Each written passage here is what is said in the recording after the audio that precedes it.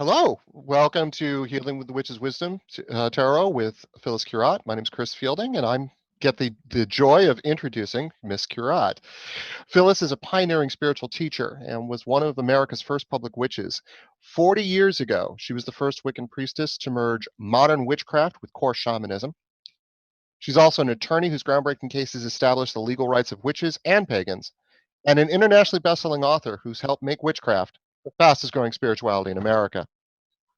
Phyllis is the Vice Chair Emerita of the 2015 Parliament of the World Religions and the recipient of numerous honors, including induction into the Martin Luther King Collegium of Clergy and Scholars, the 2018 Service to Humanity Award from One Spirit Seminary, and the Kindred Spirit 2020 Personality of the Year Award. Jane Magazine named her one of the 10 Gutsiest Women of the Year, and Time published her as one of Americans' leading voices. And New York Magazine described her revolutionary teaching on witchcraft as the next big idea. Ladies and gentlemen, Miss Phyllis Curott. I love it. I really do. My mother would be very proud. All right. So hi, everybody. Thank you very much, Greater Chicagoland Pagan Pride. Thank you, Twyla York, dear, lovely Twyla. Thank you, Matthew, for your excellent knighting. And Chris, always, thank you. And of course, always thank you to my companion in the creation of the Witch's Wisdom Tarot, the amazing artist and hedge witch, Danielle Barlow, who's always with me in spirit, especially when I'm talking about the deck. And I just want to thank you. I have no idea how many of you are out there. I know we're recording this, and so folks will be watching it later. Bear with me for any technical glitches, but we're going to have a PowerPoint so you get to see the cards as well as hearing about them and hearing about the deck, and especially about the healing magic of my new tarot deck. It's the Witch's Wisdom Tarot. And I'm really excited to share it with you today and to dive into what really feels like a very revolutionary contribution to the tarot as a spiritual practice and a practical guide for creating a life that truly is a life of harmony and well-being, and that also contributes to the healing and the well-being of Mother Earth. When Twyla announced that the theme was healing, and I told her I really wanted to speak about this deck, it was a chance for me to re-immerse myself in the material and rediscover. We've called it a healing deck from the very beginning, but I really was able to re-immerse myself and rediscover how profoundly true that was. So I'm going to share as much of it as I can with you today in the short hour that we have. I wish you all had a copy in your hands right now, but it's going to be out in just a few weeks, right before Samhain.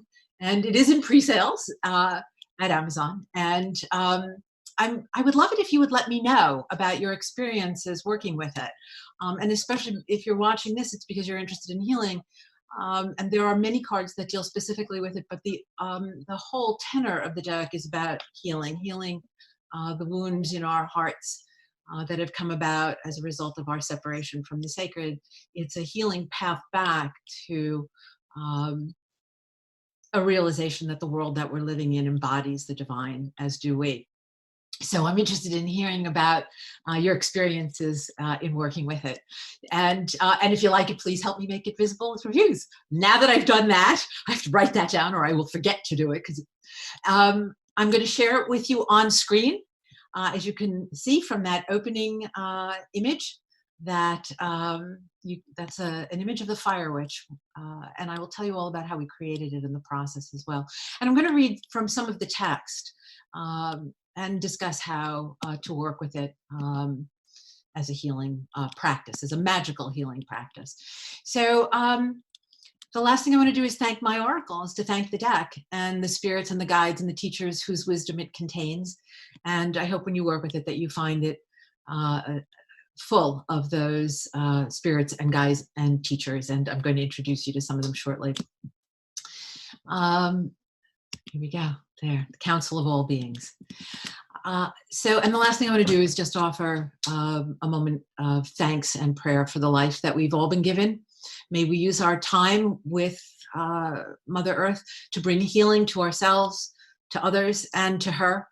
And now more than ever, during this time of chaos and division, of global and environmental disaster and deep depression, the world needs her witches, and the world needs witches' wisdom. So let's begin. And I realized I needed to start by asking the question, what does it mean to be healthy? Right? For me, healthy is the right relationship with spirit, but not just spirit, spirit embodied by creation and by us. It is the way that we go about fixing, mending the very deep wound in our souls and our societies that witches in particular have been summoned to heal. Yeah. Oof. This is the world. This is the first card in our Witch's Wisdom Tarot Major Arcana. It's not the last, as it is in the Rider deck and the countless progeny that are based on it. It's where the journey to healing begins, in fact, and we'll return to this card later. Sorry. I'll get better with the PowerPoint shortly as I get used to using it.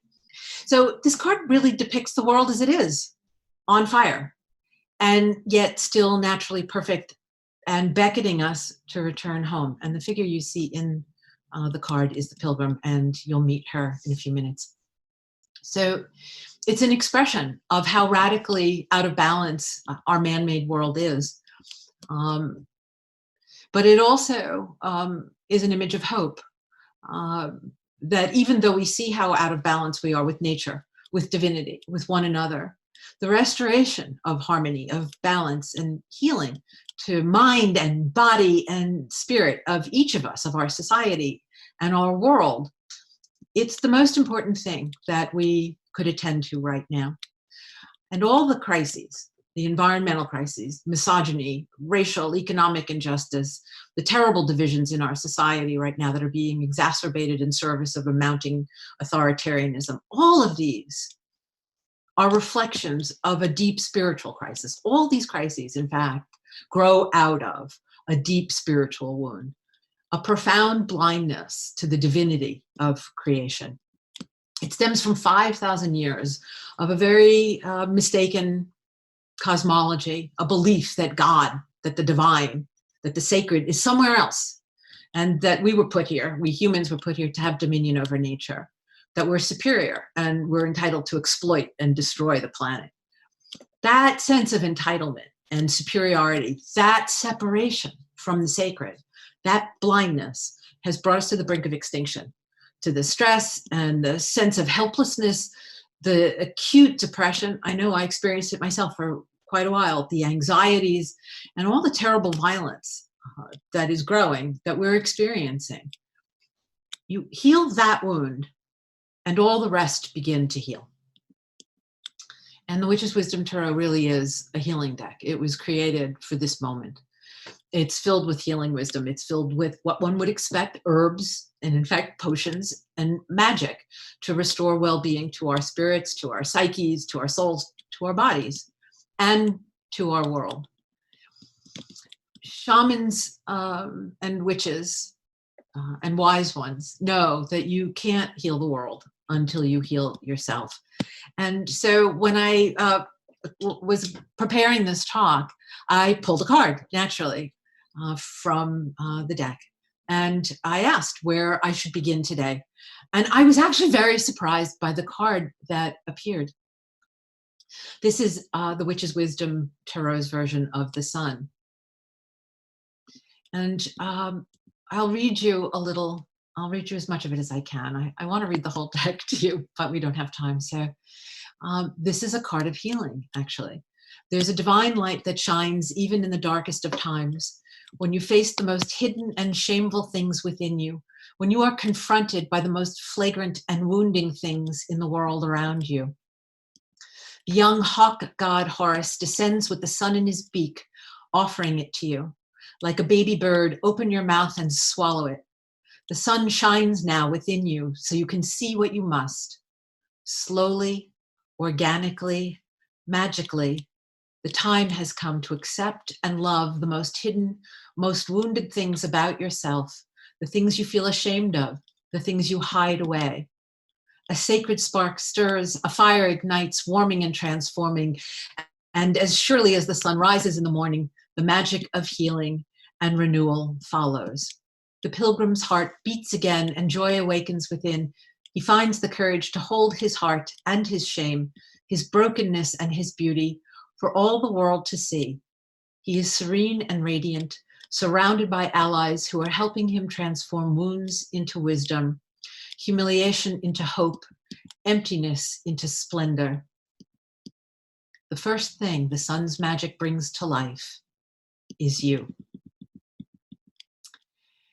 And then there's a counsel that goes with it, which advises you how to work with the teaching of this, how to earn your own self-respect, how to nourish and light the fire within with the spark of new life, and how to experience healing and joy that follow with that. And there's a magic that also helps you to manifest the teaching, and how to overcome sorrow and sadness and woundedness, how to feel your pain transforming, how to give it as an offering, and to recover.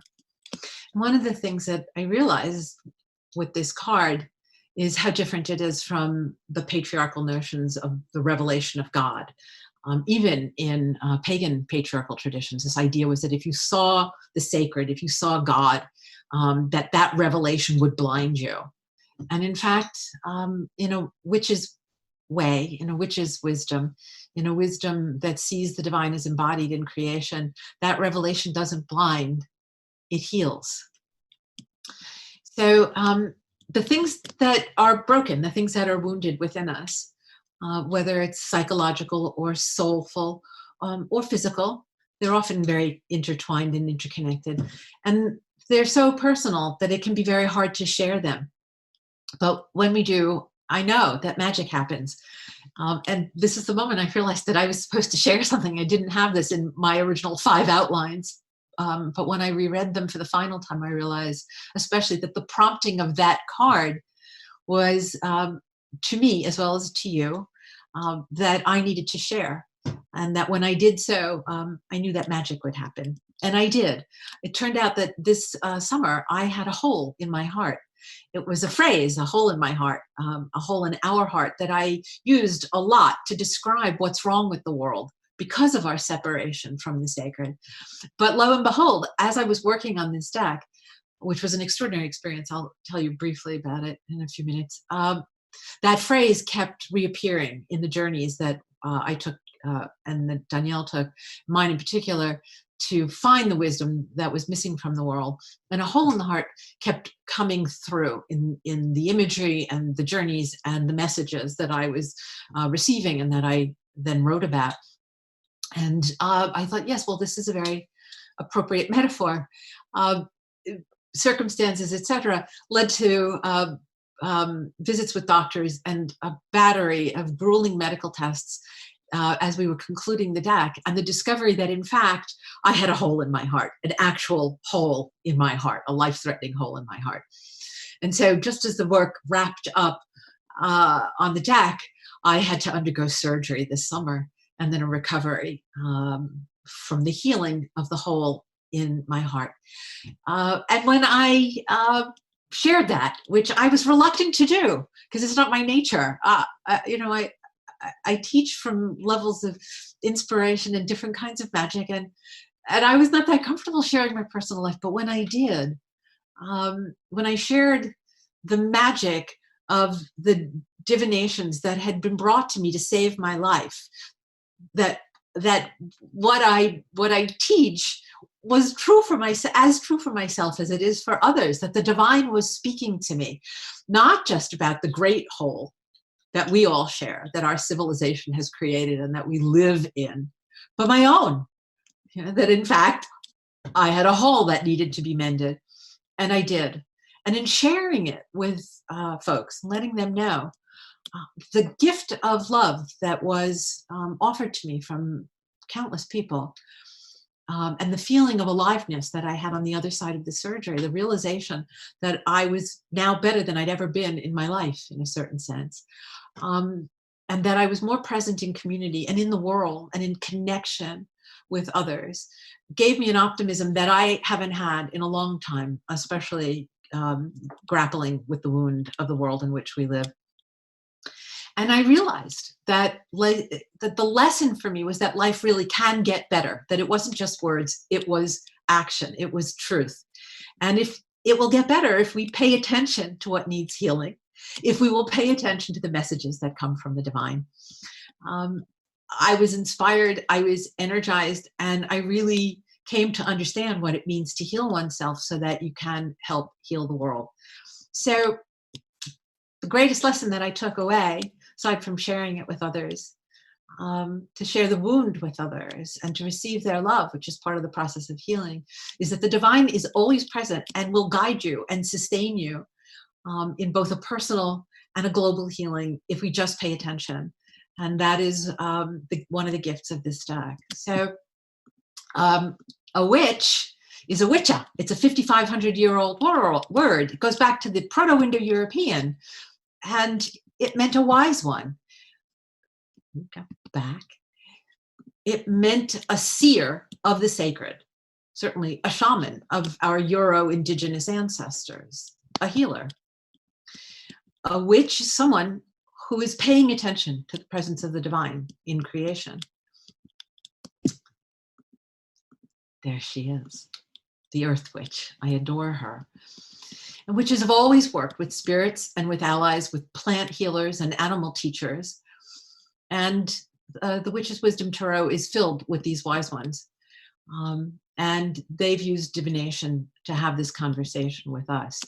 So for me, divination has always been magic in action. It's a spiritual practice. It's not just communication.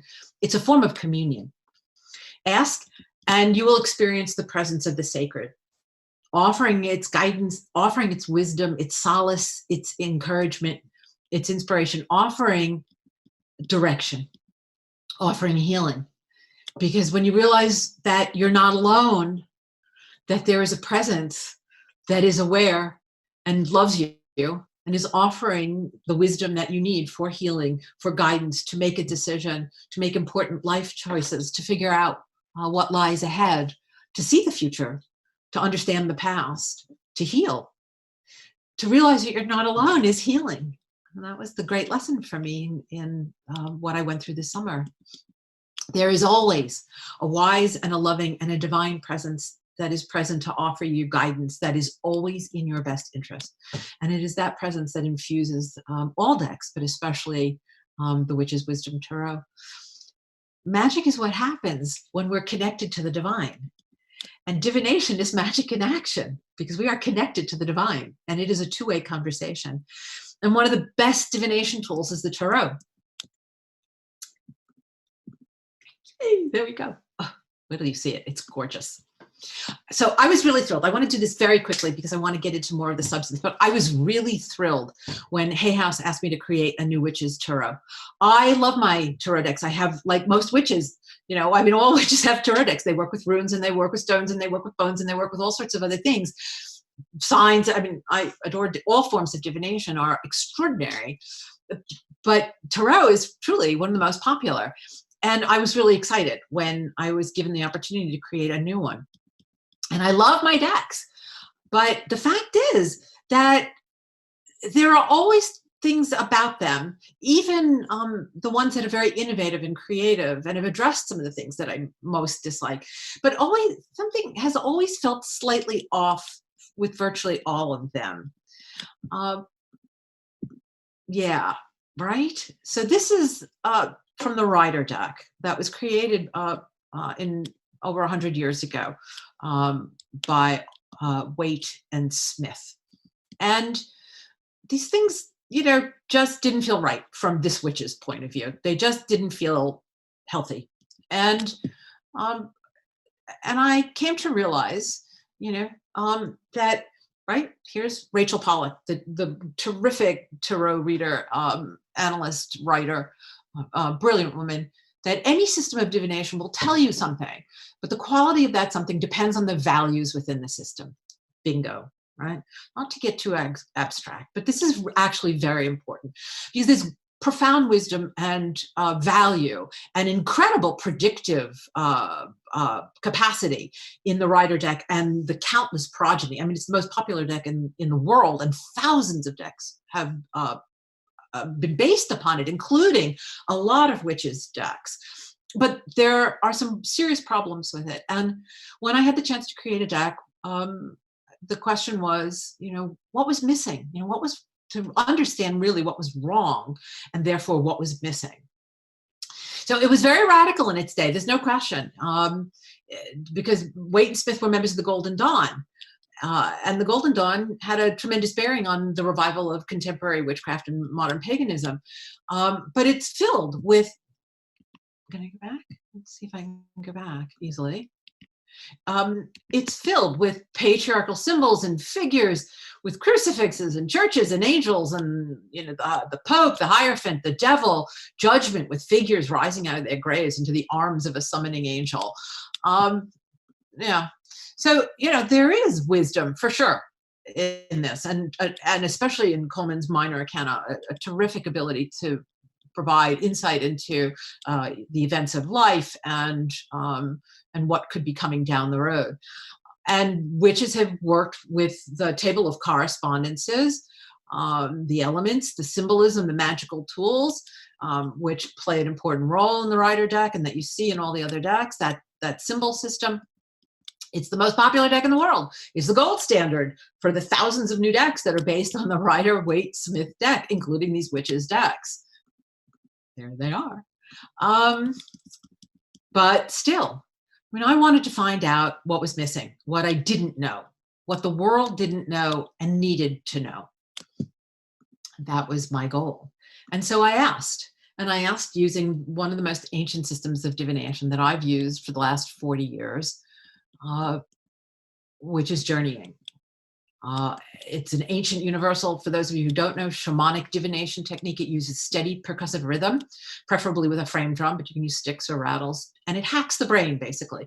Your consciousness alters, it opens, and a visionary state of expanded perception results. You're able to enter into realms of spirit and work with guides and teachers and allies. And it's very powerful in enabling you to see the sacred and to enter those realms of spirit. And it's always been used for practical purposes and for spiritual purposes as well, for guidance and wisdom and communion, the same things that we use a tarot deck for. But its greatest gift is the ability to see the sacred, really, here, embodied by this world, by air, by fire, by water, by plants, by animals, by Mother Earth, by us. This is the skill most needed right now. And it turned out that before we'd even met, Danielle, who had arrived through very magical synchronicities as the artist to work on this project, also journeyed and also asked the same question: what do we need to know to create a new deck? And when we spoke, we discovered we were both told the same thing: begin with the elements, with air, fire, water, and earth, not the symbols. Ask them what the world needs to know, and they will show you. We went on an epic quest, about 200 journeys, to discover what the world needed to know. And it was life-changing, it was deeply challenging, and it was deeply healing. There we go. So there are the 4 aces of the Witch's Wisdom Tarot. And along the way, we were accompanied every step of the way by wise guides. You will see one of them here, Fox, who appeared first, with wise guides and truly compassionate teachers. There was Fox, who taught us about letting go in order to have the great adventure and to trust. There was Grandmother Toad, most ancient of embodied wisdom keepers. There was Briar Rose, who taught us the lessons and the gifts of pain and change and responsibility and freedom. And there was Wondrous Mycelium, who taught us all about the healing interconnection of creation, both visible and invisible. And we were led by them into a world of wisdom and wildness and wonder and revelation and raw magic, and above all, healing. We flew on the wind between the stars. We greeted the rising sun at dawn. This was one of my most extraordinary journeys. And this one, we leapt courageously through tumbling waters and learned about courage. And we grew in wild and green profusion and met with spirits of place. The Rider Minor Arcana cards depict human activities. It was an enormous contribution. And accounts for its incredible accuracy. But the elements are all used as metaphors for the human condition. And when you go directly to the elements themselves, what they show you, what they teach you, what they tell you, and witches and pagans know this, right, is that the elements are not symbols. I mean, you can use them as such, but that is not what they are. They're not symbols. They're not metaphors. They're potent forces and beings of nature with their own intrinsic value, with their own purpose, with their own consciousness, with their own profound wisdom, with wisdom that will heal us, that will heal our separation from the sacred. And this was one of the most extraordinary journeys that was a shared journey.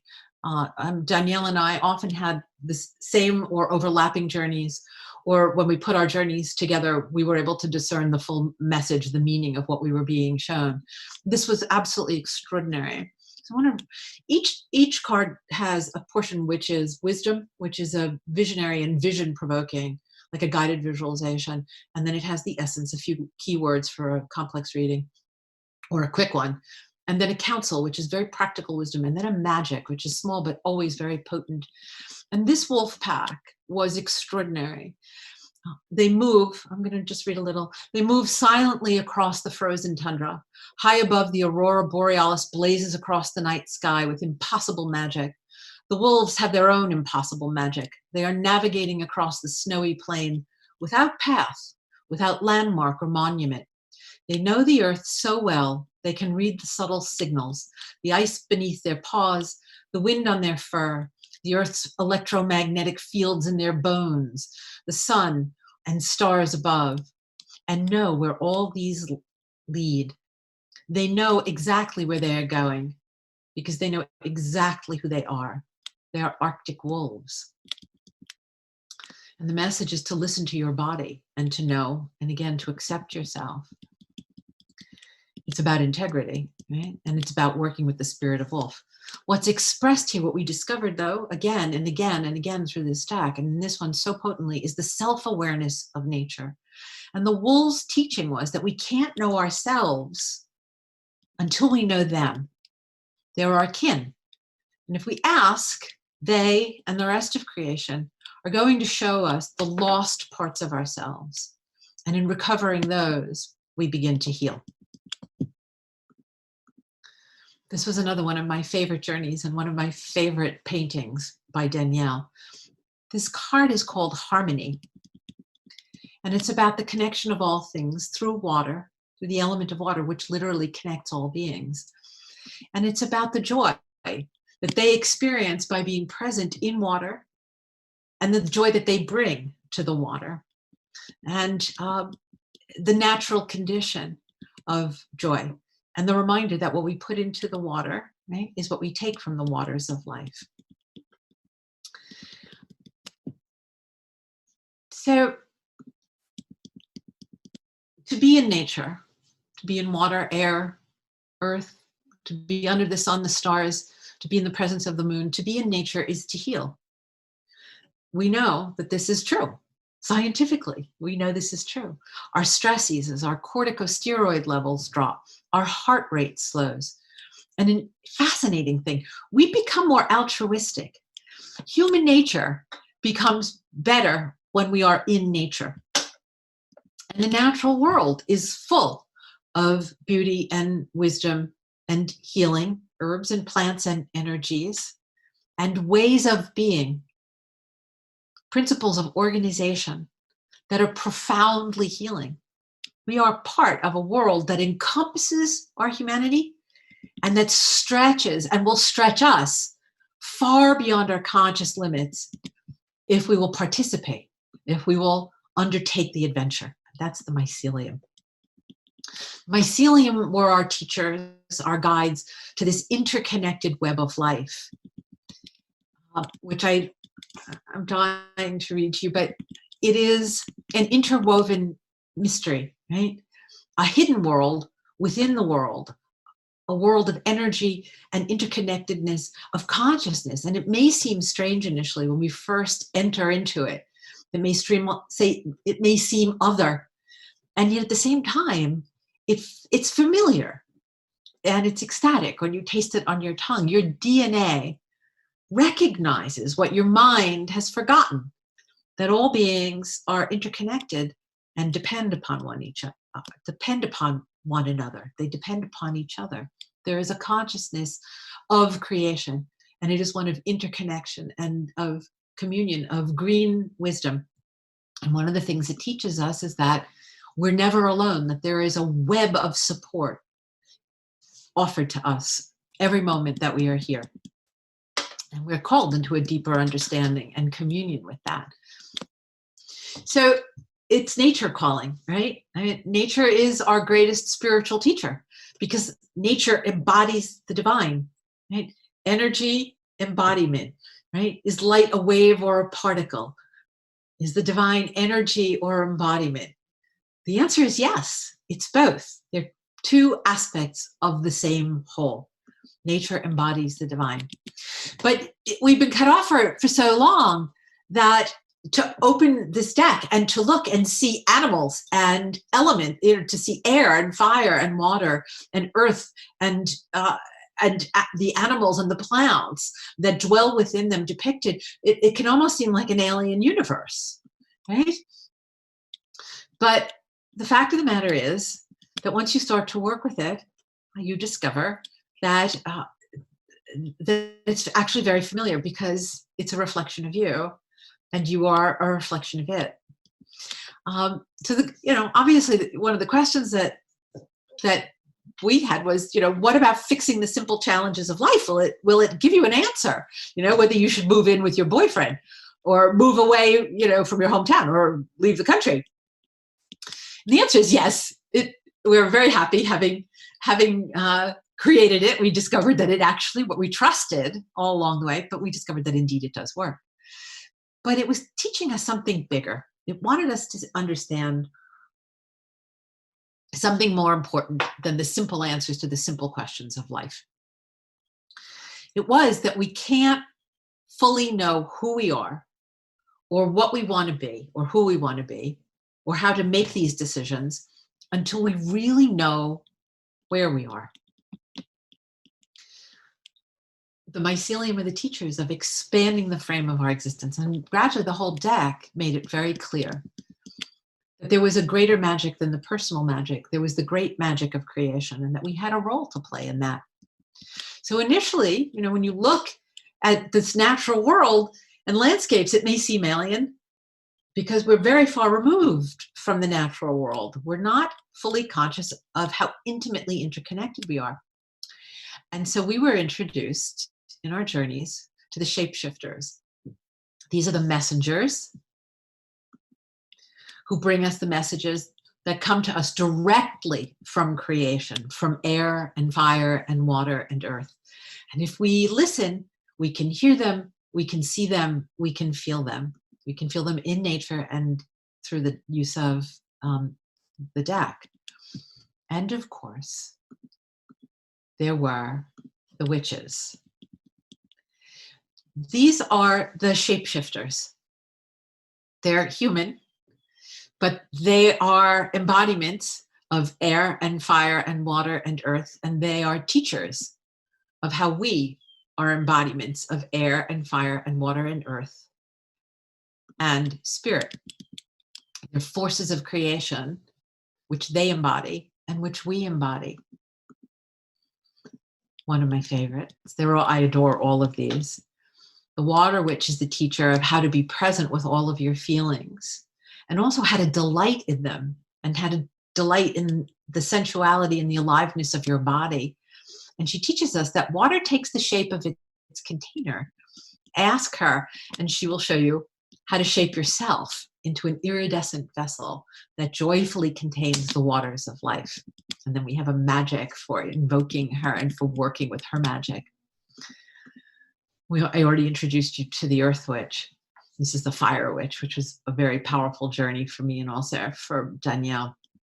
And she is the one who counsels us to know ourselves. Okay? And then there were the craftsmen. These are the shapeshifters who were teaching us new ways to work with the elements rather than the old model of using them, which you still see. And I still, I will hear myself, because this is how I was taught, to use water to cleanse and to purify. And working with them, you begin to learn how to work with the elements, to ask and to receive and to give back in thanks, rather than using, which is this old sort of patriarchal model. So the shapeshifters take the place of the court cards, and each one of them has an aspect of healing, of restoring to us lost parts of ourselves. And they take the place of the court cards, with that hierarchy of medieval and sort of patriarchal nobility with pages and knights and queens and kings. Instead, these shapeshifters are bridges that connect we humans with spirit and with nature, with our kinfolk, the plants and the animal people, and with Mother Earth herself, and with the divine. And for us, it was expressed as the divine feminine. And in asking, it was because health requires balance, and the world has been out of balance for 5,000 years with the absence and the suppression of the divine feminine. And so we were told that it was important to restore balance, and therefore health and well-being to the planet, that for a time we had to place a great deal of emphasis on the feminine so that balance would be reestablished. And so there are the 4 goddesses who are guides into this very magical and divine oneness. To experience oneness, you have to open yourself up to the world. And when you do that, it's devastating. It's deeply depressing.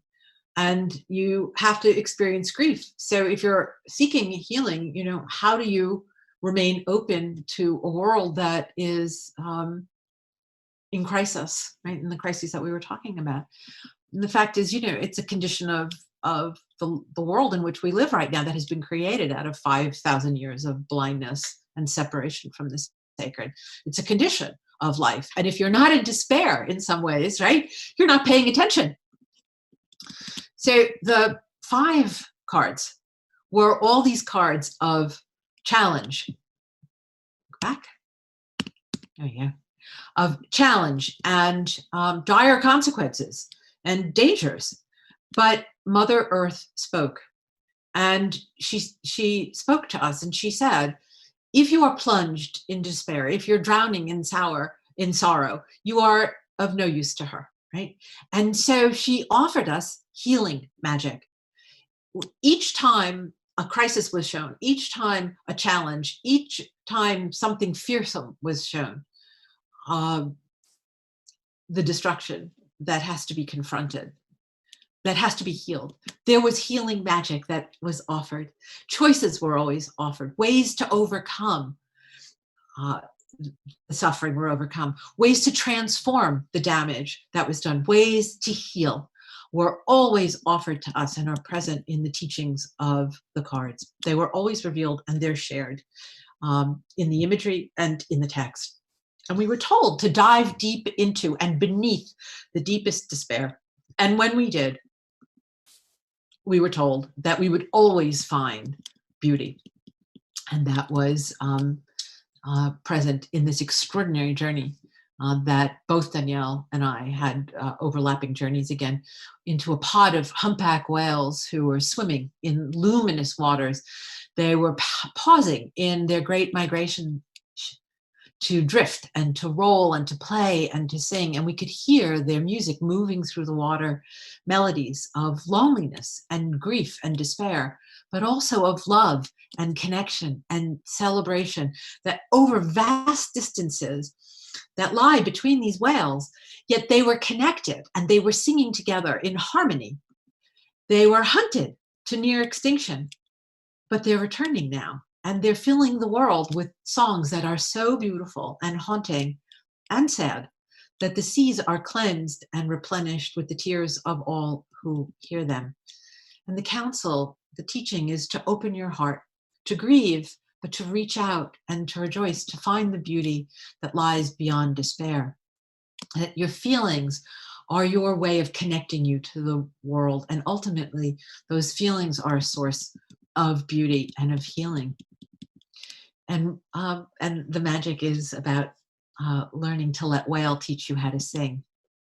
Now, the challenges were shown to there are challenges to how we humans, and to witches in particular, how we think about, how we interact with nature, how we view it, our failure to treat it with reverence and respect, as an embodiment, as a living, conscious embodiment of the divine.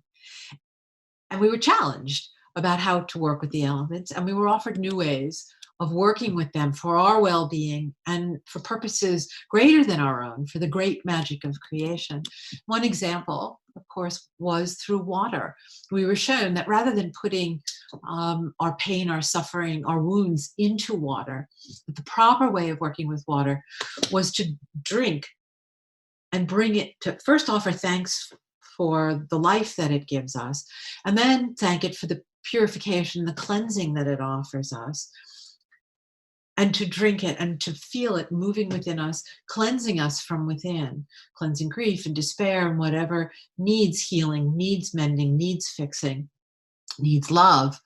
And then when the water leaves us, as it will, it returns to the great waters of life in a way that is natural and organic and can be recycled, because there is no waste in nature. It can be recycled and reused. It's a very different way of cleansing ourselves of our sorrow, of healing our wounds, and doing it in a way that is natural and organic. And of course, it's a practice that I've been using for before I started to do the deck, but here it was being reinforced in the journeys of the deck. And naturally, when self-care and care of nature are in harmony, when self-healing is taking place in a natural way, then it heals the planet, and naturally it works.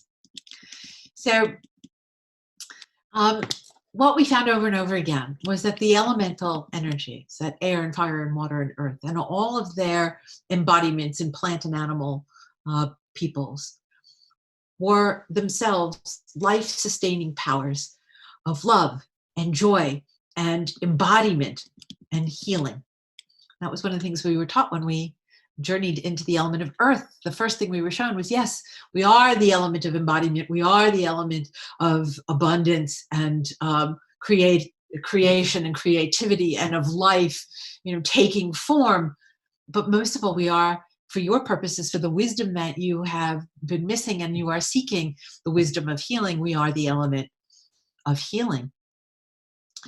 And we were shown that the heart of what was missing, and the values at the heart of witch's wisdom, and therefore the witch's wisdom tarot, is this unity of spirit and creation, of energy and embodiment, the healing of that wound of ancient separation, and of coming back in coming home, and coming back home to ourselves, and coming back home to the sacred world. And it was an awareness beyond ourselves. That was the context. And it was deeply healing to experience ourselves as part of a greater, interdependent, life-sustaining, and divine whole. And that is medicine in the sense of the Native American use of the term.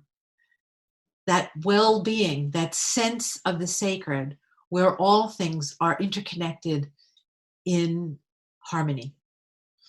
The phrase that the Prince of Wales uses in his brilliant book by that name, Harmony. This idea of an awakening, an enlightenment, a realization that enlightenment doesn't come from leaving the earth, but by plunging into it. So, because the divine is embodied by it. So let me move on, because I only have a little bit more time. So here is healing, and I'll conclude the minor arcana with this and move quickly into the majors. We can run a little bit over. So I'm going to just skip into the end of the wisdom portion of the text to the Ace of Healing. This is a kind of medicine bundle, to borrow the term from the Native American, which is all right.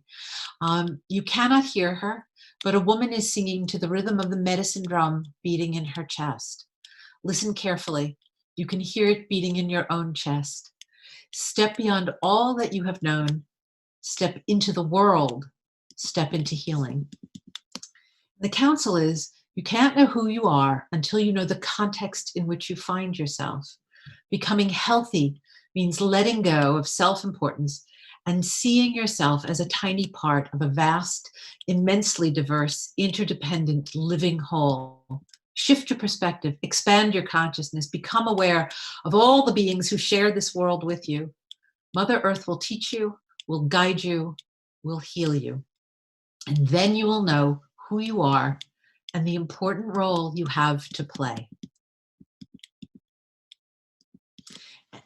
Remembering all the ways in which divinity is embodied by creation and by us is the key to healing.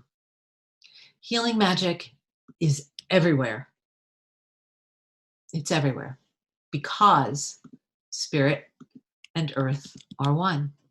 And these are the values at the heart of the Witch's Wisdom Tarot. And this is the magic of healing. So now we know where we are, and we can learn what we've forgotten. And we can learn it from whales and salmon and polar bears and otters and others who will teach us how to fill the wild and wondrous and star-strewn world in which we live with our love. So I want to move on in the time that we have left to the Minor Arcana. Oops, look at that. That is, I'm going to go back. Not quite ready for that. So as the Minor Arcana offered us a realization of the divinity of creation, the Major Arcana offer us a path. The Minor offers us a path back home to a sacred world, and the Major Arcana offer us a path back home to our role in creation. We know when the Major Arcana appear, they're often referred to as archetypes, that something sacred is happening, that magic is happening. And of course, not surprisingly, because we asked for what was missing, we were shown very different energies, different values, different teachers, different imagery, a different direction of the spiritual path from the rider deck and its progeny. There. So there you see the chariot, the tower, the world, and the world itself is kind of epitomizes this difference of the path. And in the rider deck, what you see is this figure floating in space. It's called the world, but what you see is a figure floating in space, surrounded by archangels, the symbols of the archangels. And the interpretation is victory in overcoming the material reality, enlightenment, right? The ascendance into a transcendent spiritual realm. That's the value, right, that we were talking about before, that has done so much damage. That enlightenment is achieved by leaving the earth behind. And the Witch's Wisdom Tarot has a different, there is wisdom in transcendence. We come from spirit, we return to spirit. But our journey is into life and through life. And just as the Minor Arcana, as I was saying, showed us the divinity of creation, the Majors offer a path to rediscover our role in creation as the embodiment of the divine. So there are parallels we found and common ground between the ever popular writer, but what was important were the things that were missing. And one of the things that was extraordinary and absolutely different was that for the first time in the history of the Tarot, the Witch's Wisdom Major Arcana reverses the order, the direction of the Major Arcana. As I showed you at the beginning, right, that our first journey into the Major Arcana was a shock. What I saw was the world on fire and this figure and others leaving and going into the natural world. We began in the world as it is now, rather than this vision of a disembodied world, leaving the world behind, which is the culmination of the rider deck. So instead of taking us up and away, the path leads down and into life, into Mother Earth, into her wisdom and into her healing, into a divinity that's embodied by creation.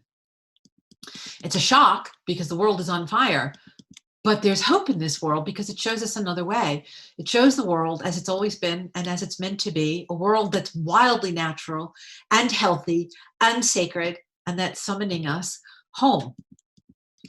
And so the next journey was not to judgment with bodies rising out of graves, but to a letting go of the past, a letting go and a willingness to embark on a great adventure. It is a card of initiation, and she's letting go, right? The crow's pulling off her hat and the foxes are tearing at her pack, and there's a badger in the background who's taking her boot and who's running off with it. And she's in utterly different circumstances than judgment. And the text is counseling you to plunge into water, plunge into the cave, plunge into life, because everything will teach you once you're open. And it makes perfect sense for the Witch's Tarot that new teachers and new imagery and new lessons appear because we're on this ancestral path of initiation. The next was the Sun, which concentrated so much upon wounds, but then upon healing and vulnerability, not, grandiosity, but vulnerability. The path is an ancient shamanic one, down into yourself, into the womb of Mother Earth, not upward into heaven. And then transformed, we return to a world with new eyes that can see the world that we live in is divine. The Moon is similar. It's about wildness in a very different way. And there's nothing frightening with scorpions. This is about an essential part of ourselves that we need in order to be full and whole and healthy, so that the wounds of our childhood and the inflictions of wounds by culture can heal. We need our wildness. And the Star. So there's a figure that makes the journey that you see throughout the major arcana, and she's called the Pilgrim. She takes the place of the Fool, and she's guided all along the way by these incredibly loving and compassionate spirits and teachers and deities and wise ones and healers.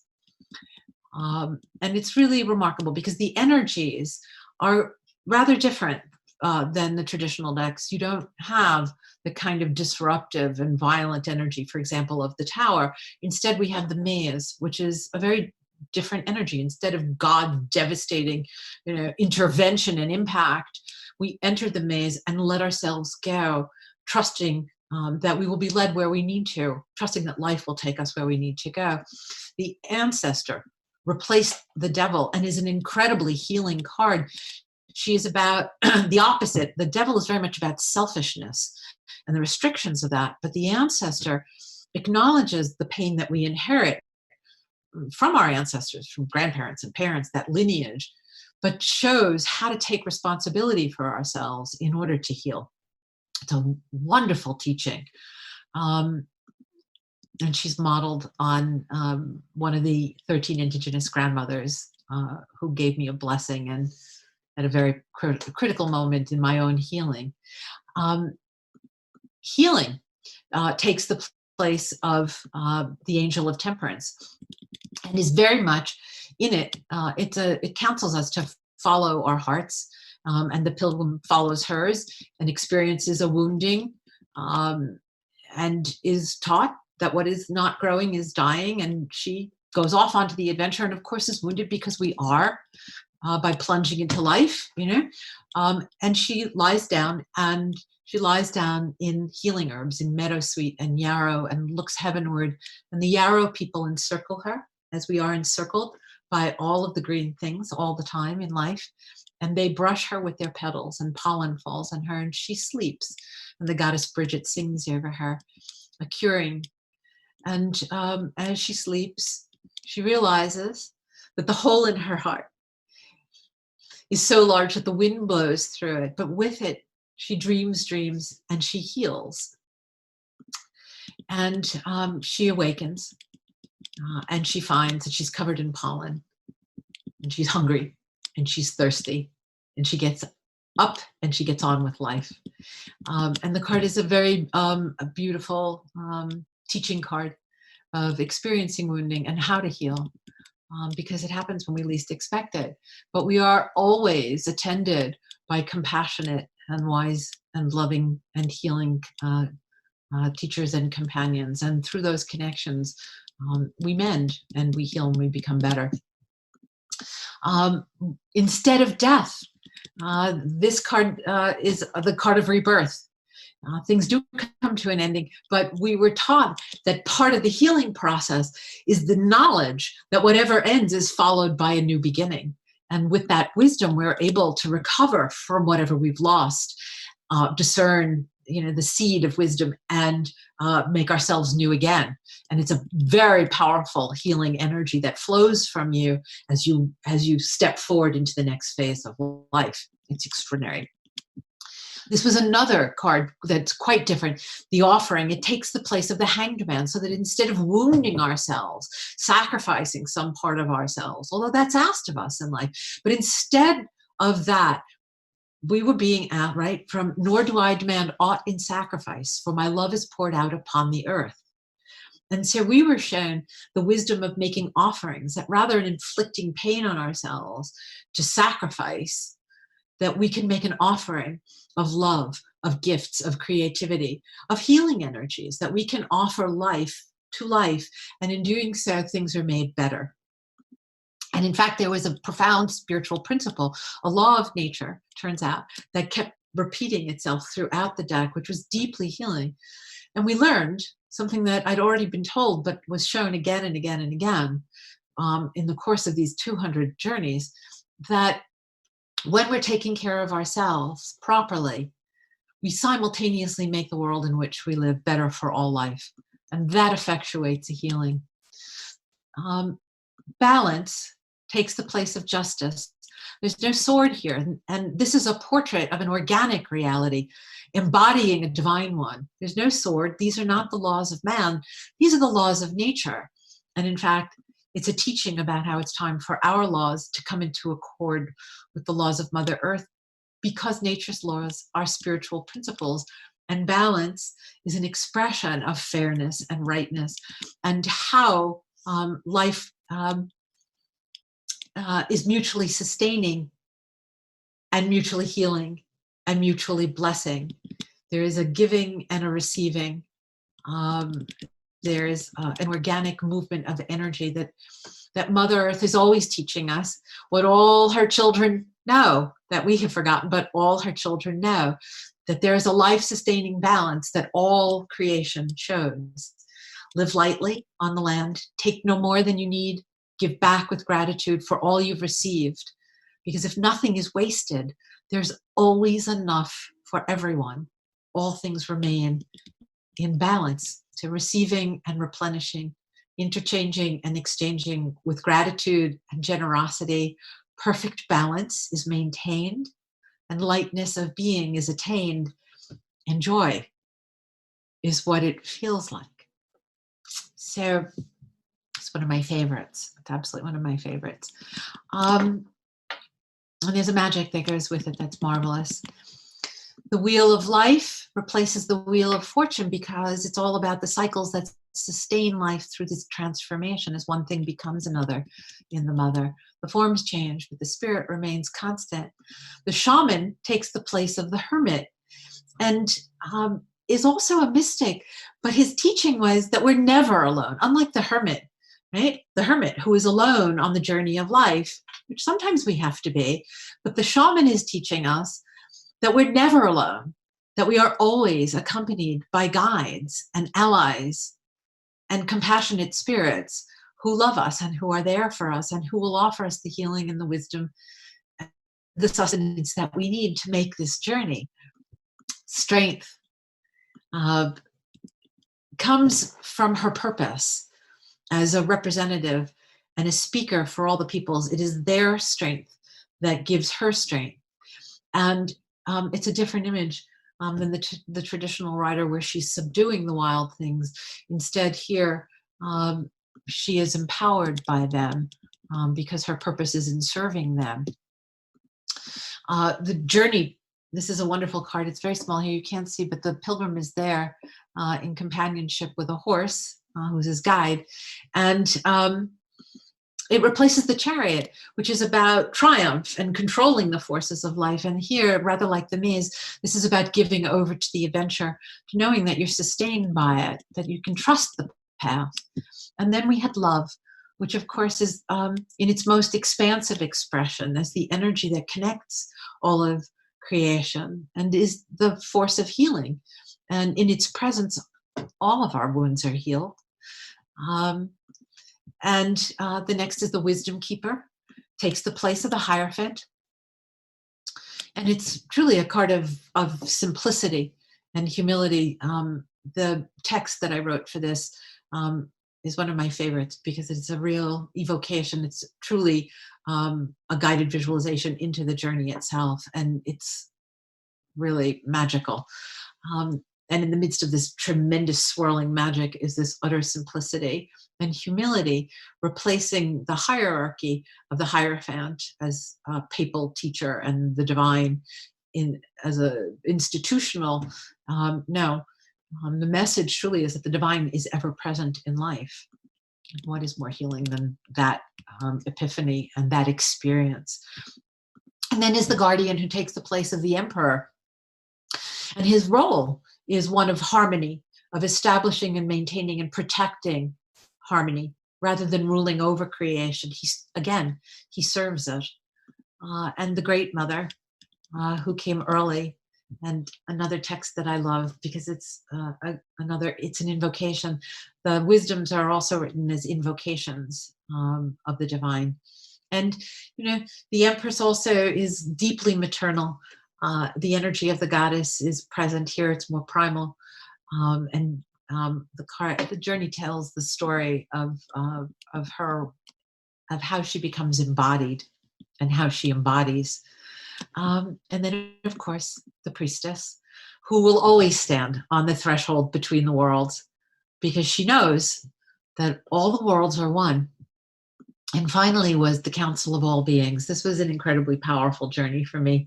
And I'm sorry I gave Danielle, I kept pushing her until there it was. And it was perfect. It's a powerful card, and it's a card of magic. It replaces the magician, who is traditionally shown as controlling all of the elements of creation.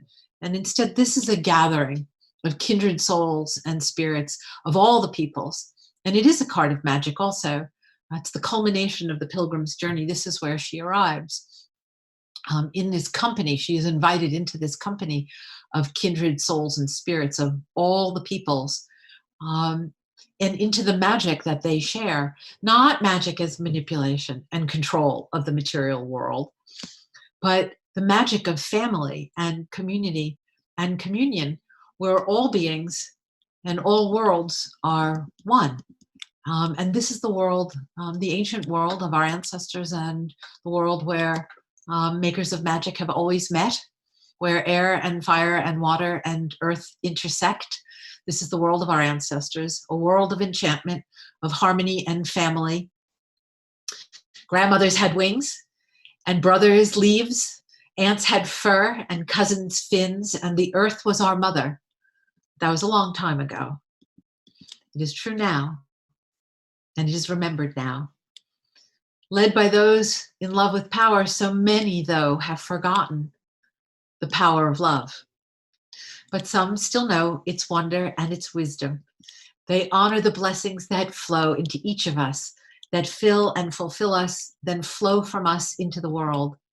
The wise ones and the witches and the shamans, medicine women and cunning men, the healers and elders, Volva, Udagan, Vitka, Bruja, Strega, Fugara, Mudang, Angakak, Babloa, Pago, Taltos, Sangoma, so many others, are bringing sacred fires from the earth's four corners.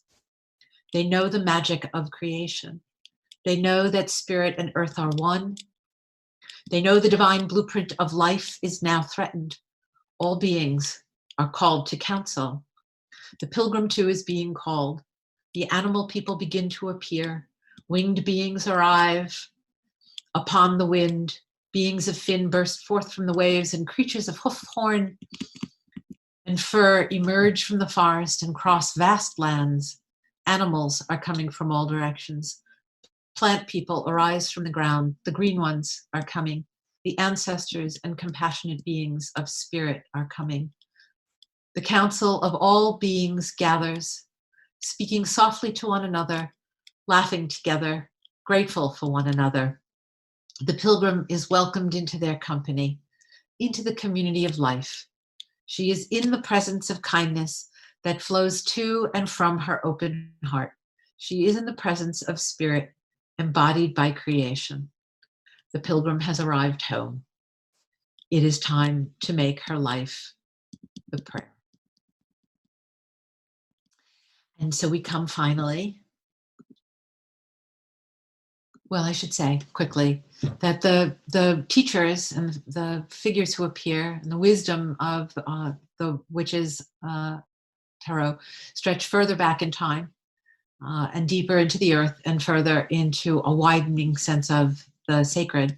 And like the shapeshifters, it's populated with teachers and guides and deities and wise ones from the Arctic Circle to Africa, from the Fertile Crescent to the deserts of the American Southwest. All of them deeply compassionate, expansively wise, generously healing, and firmly embodied. And we trusted what was shared with us. We respected the universal wisdom of these guides and their diversity, which is a profound spiritual truth. And understanding that diversity and that unity was deeply healing. We all come from spirit, and we return to spirit. But the journey of the soul is through life, and that is the journey that our pilgrim makes. That is the journey that we all make through the earth, through all the challenges and the blessings and the woundings and the healings and the magic of manifestation. And so the pilgrim makes the journey into the heart of our humanity, even where the holes are. And she returns healed and able to see the divine that's embodied by creation, by herself, by each of us, because we are each the pilgrim. And we know when we make this journey that our lives are our magic, our lives are our prayers. And everything we need to heal ourselves and to heal our planet is all around and within us. It is possible for us to experience and to share. And from that perspective, it's possible for us to see the future as it can and as it should be. A healthy world, a world of love, of joy, of balance, of harmony, of abundance. And so as we come to the end of our time together in sharing the healing magic of the Witch's Wisdom Tarot, my prayer for you is that may we all heal. May we help Mother Earth to heal. And may you heal. And I thank you for spending this healing time with me. It was healing for me to revisit this material and to shape it for you and to share it with you. And I hope it was healing for you. So the last thing is to invite you to visit my website and join my e-list for more information. I'll be teaching a lot more about the deck. How to work with it for healing, for magic, for manifestation, to see the future, to see within, for past life readings, all sorts of things. And if you want to schedule a reading or a consultation, or share your experiences with me once you have your deck. So I look forward to hearing from you. It's for sale right now, pre-sales on Amazon, and it'll be out on October 27th. And I thank you all for joining me. And I send you my gratitude, my love, my healing energies that were given to me. I return to you with blessings. Thanks, everybody. Bye.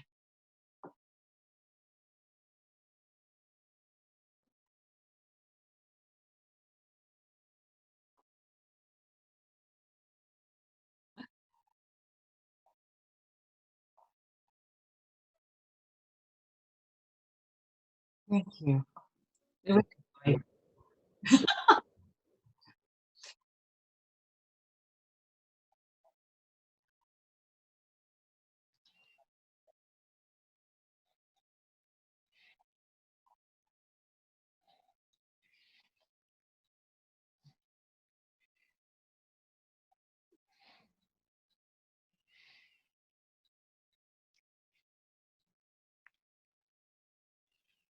It's been my pleasure, really, truly. And I love you guys in Chicago, and I always want to be there for you.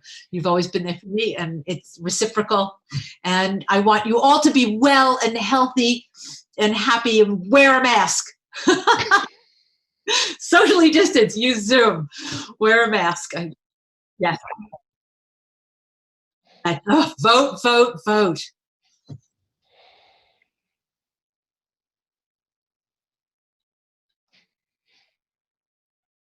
Mm-hmm.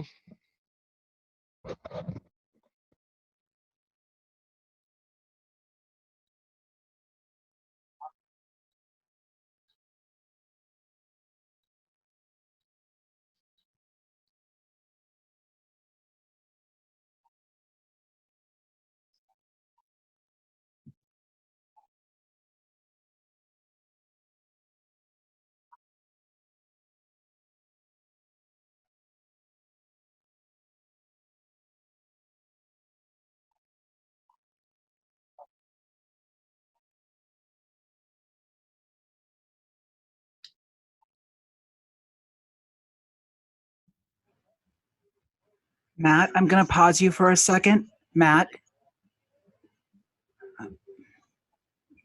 nobody can hear you.